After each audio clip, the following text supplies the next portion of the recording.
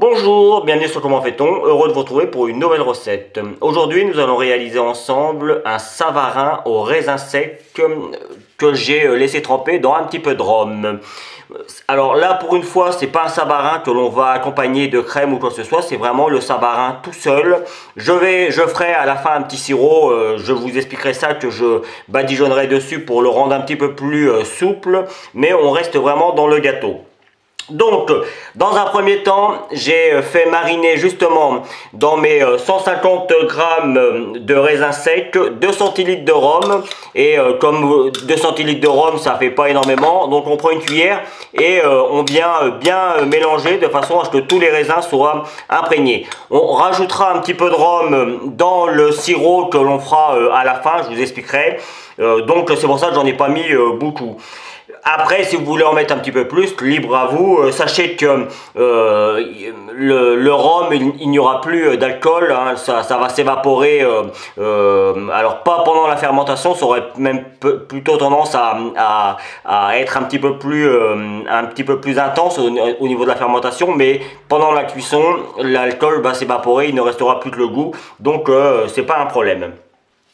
Dans ma cuve, j'ai préparé 250 g de farine, j'ai rajouté 5 g de sel ainsi que 20 g de sucre en poudre que j'ai mis d'un côté.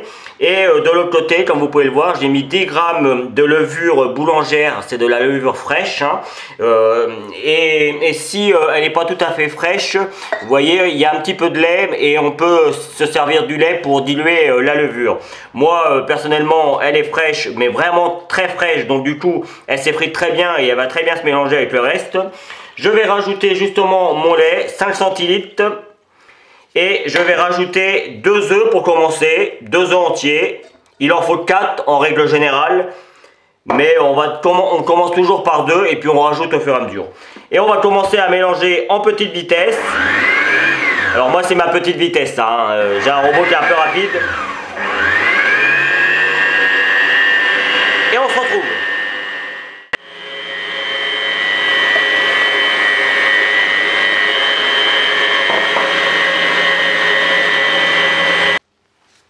Voilà à quoi ça doit ressembler avant de mettre en vitesse rapide. On a quelque chose d'assez homogène. La pâte à savarin c'est très mou, hein. Ne vous inquiétez pas, c'est tout à fait normal.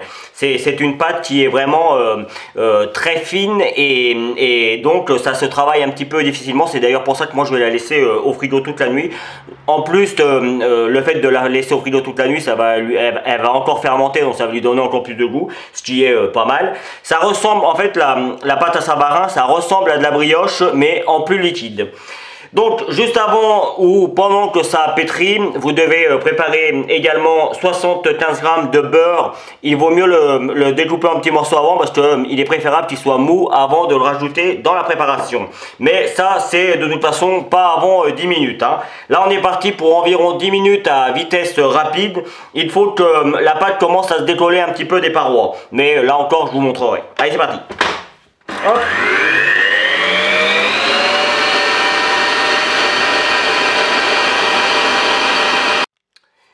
Je ne sais pas si on le voit bien, mais au bout de 10 minutes, la pâte commence à faire des petites bulles. Alors, elle est toujours aussi souple. Hein. Encore une fois, c'est tout à fait normal. On peut venir donner à l'aide d'une corne, pas d'une corde, un petit coup comme ça, vous voyez. Vous voyez, elle colle pas tant que ça. Hein. On a une impression comme ça que ça colle pas mal, mais en fait, il faut pas trop se fier aux apparences. Hop. Moi, je viens juste décoller parce que mon crochet a tendance à pas aller totalement au fond. Donc c'est juste histoire de décoller bien comme il faut avant de rajouter le beurre. Voilà, hop, je rajoute ça pour un petit peu plus tard. Et puis là encore, on va rallumer en petite vitesse pour rajouter le beurre petit à petit. Et quand vous avez ajouté la totalité du beurre, vous pouvez repartir en deuxième vitesse jusqu'à ce que le beurre soit complètement intégré. Et on pétrit encore 5 minutes et on peut arrêter. Allez, c'est parti.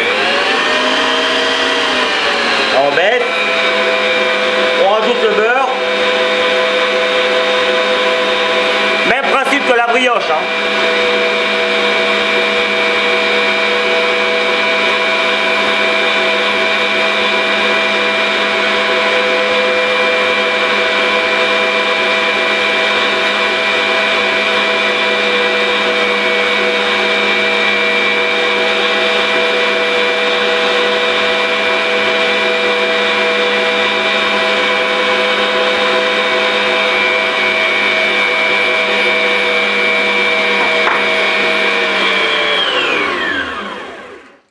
théorie, on n'arrête pas le batteur quand il commence à être en marche, mais là, ça fera trop de bruit.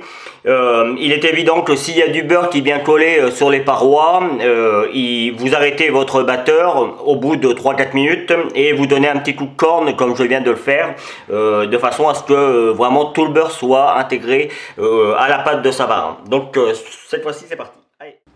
On arrive à la fin du pétrissage, il ne nous reste plus qu'à rajouter, hop, le raisin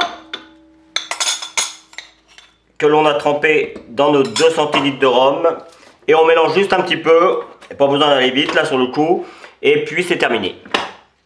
Il faut quand même mettre en haut. Et voici le résultat final pour le pétrissage. Alors, il faut savoir que entre le début et la fin du pétrissage, il faut compter entre 15 et 20 minutes. C'est suffisant. Et vous voyez, on a une pâte qui est vraiment, vraiment très souple, hein, mais quand on regarde bien, elle colle pas tant que ça. Hein. Et j'ai déjà vu moi faire des savarins et évidemment laisser la première fermentation, ce qu'on va faire là dans l'instant, et la travailler aussi sec. Hein. Sans la passer au frigo toute une nuit, donc c'est pour dire que ça se fait. Donc là, moi, comme j'ai besoin de ma cuve pour faire un essai de pain, que je vous présenterai peut-être un jour d'ailleurs, je vais mettre ça directement dans le saladier qui va passer la nuit au frigo. Hop, comme ça, ça va être fait. En général, je laisse, pour la première pousse, je laisse ça dans mon bac. C'est plus facile pour la faire retomber. Mais pour une fois, le résultat sera le même. Hop, on vient bien tout chercher. Voilà, on n'en laisse pas. Et vous voyez, moi je laisse ça comme ça. Hop, je vais prendre un torchon propre, je le pose dessus et c'est parti pour 2 heures de pousse à température ambiante. Alors quand je dis température ambiante, c'est la température de la maison entre 23 et 28 degrés. Au-delà, faut laisser un petit peu moins. Hein. Si vous faites la recette en plein été qui fait 28-30, 1 heure de pousse, ce sera suffisant. Moi là, il doit faire une vingtaine de degrés. 22, c'est même presque un peu juste, mais au bout de 2 heures normalement, avec la levure là, elle était vraiment de très bonne qualité. Au bout de 2 heures, ça va prendre du volume et il ne nous restera plus qu'à rabattre tout ça et à remettre tout ça au frigo. Mais je vous explique ça, pour vous ce sera dans quelques secondes, pour moi ce sera dans 2 heures. Allez, après 2 bonnes heures de pousse, vous avez vu, ça a doublé, voire presque triplé de volume. On va faire retomber tout ça. Hop, simplement, moi j'utilise ma corne. Et puis simplement, vous voyez, je viens remuer tout ça pour que ça redescende. Et je mélange un petit peu. Juste un petit peu, voilà. Et voilà.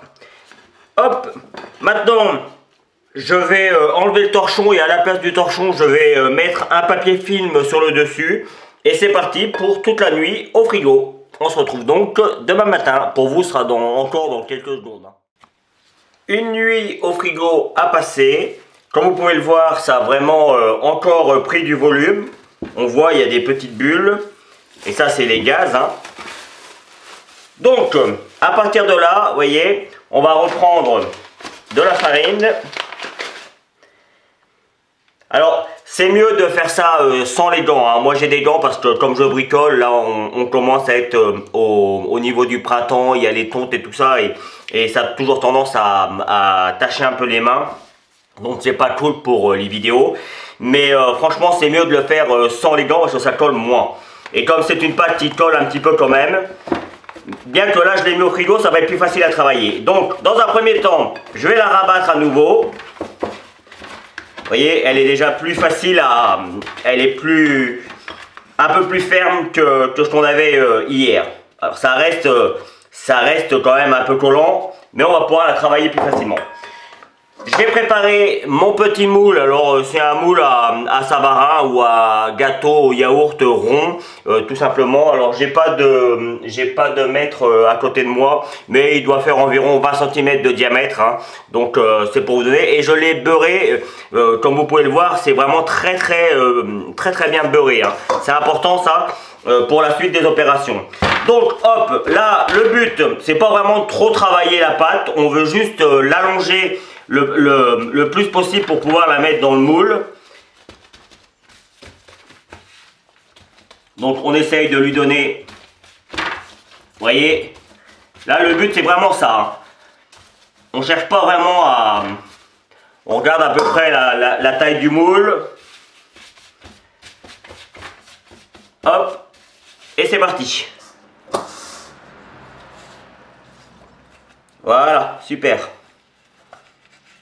Et je peux vous dire que en mettant au frigo, alors déjà ça reprend une fermentation comme je l'explique, je l'ai dit précédemment et je le redis.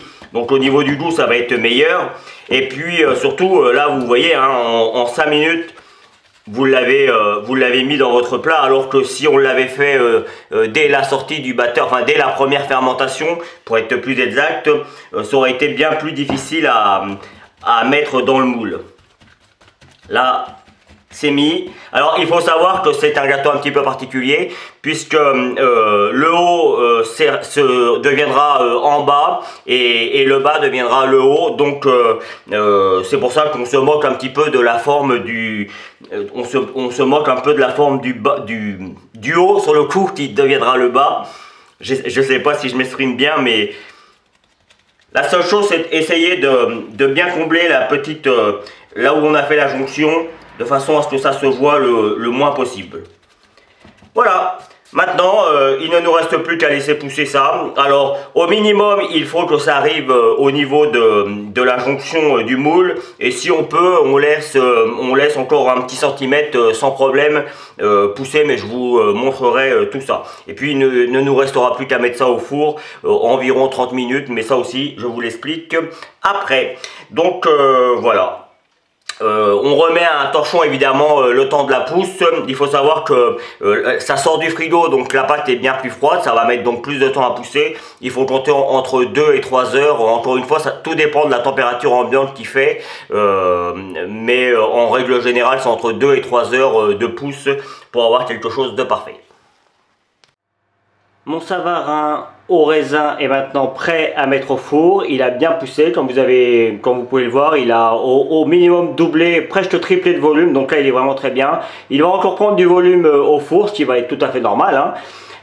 On n'y touche pas. Personnellement, moi je ne dors pas ni rien, puisque comme je vous l'ai expliqué précédemment, le dessus va devenir le dessous. Donc le dessous va être très joli, vous allez voir quand on va le démouler. Et puis le dessus il va prendre un petit peu de couleur, mais comme il va passer par en dessous, ce sera pas trop grave. Il ne nous restera plus qu'à la fin de la cuisson à préparer le sirop, mais ça on le fait vraiment au dernier moment, et puis c'est pas une obligation, mais c'est un petit plus. Pour la cuisson, il faut compter, je vous donnerai le temps exact que cela va prendre dans mon four électrique à chaleur tournante, mais pour en avoir déjà fait assez souvent, pour quelque chose d'assez volumineux comme ça, il faut compter environ entre 20 et 30 minutes de cuisson, et je vous donnerai le temps plus exact juste après cette fin de cuisson. Allez, c'est parti. Four à 180 degrés. Allez, mon sirop est prêt. Juste avant, j'ai découpé une petite part pour vous montrer comment c'est à l'intérieur. Là, on voit bien les raisins, mais là, on voit encore mieux. Vous voyez, on voit bien tous les raisins, il y en a partout. On voit bien que la mie est un petit peu serrée, mais ça reste quand même très tendre. Et encore là, il a eu le temps de sécher un petit peu. Donc, une fois encore, le sirop, c'est vraiment un plus, ce n'est pas une obligation. Mais je peux vous garantir que quand vous aurez testé avec le sirop ou sans le sirop, vous resterez sur le sirop. Donc pour le sirop, il n'y a rien de très compliqué, vous voyez. On vient juste en badigeonner comme ça sur le dessus. Hop, bon bah celui-là, c'est normal, c'est celui. Hop, je vais le remettre en attendant. Vous avez vu, hein, il n'y a pas de difficulté. On en met plus ou moins suivant ce que l'on a envie d'obtenir. Moi, je veux pas que ce soit trop sucré non plus. Et comme je le disais tout à l'heure, j'aime bien le côté un petit peu sec du gâteau. Sinon, je ferai un baba au rhum. Hein, puisque c'est avec ce gâteau qu'on fait les baba au rhum, les savarins. D'ailleurs, j'ai la recette. Peut-être que je vais vous la mettre en même temps que le sirop d'ailleurs, que je vous mettrai aussi. Voilà, alors moi je vais arrêter avec le sirop, je pense qu'il y en a assez, on verra, je vais y goûter, puis si vraiment je considère qu'il leur faut un petit peu, j'en rajouterai un petit peu comme ça directement, mais je pense qu'il y en aura assez. Donc je nettoie tout ça pour que ce soit bien propre pour la fin de la vidéo, et puis je vous retrouve. Voilà, la vidéo va se terminer sur cette petite image. J'espère que cette recette vous plaira. Moi, j'ai pris comme toujours beaucoup de plaisir à la réaliser.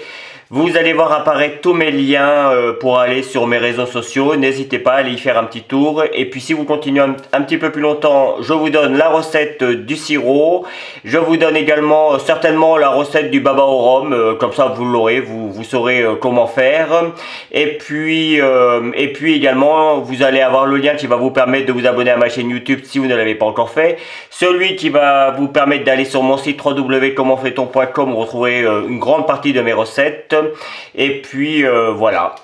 Merci pour votre fidélité. À bientôt sur Comment fait-on. Salut! Vous pouvez vous abonner maintenant à ma chaîne YouTube, c'est ici. N'oubliez pas la petite cloche pour les notifications. Vous avez également le lien qui va vous amener sur mon site www.commentfaiton.com où vous retrouverez l'ensemble de mes recettes. Et je vous donne deux autres recettes ici qui vous seront très utiles. À bientôt sur Comment fait-on.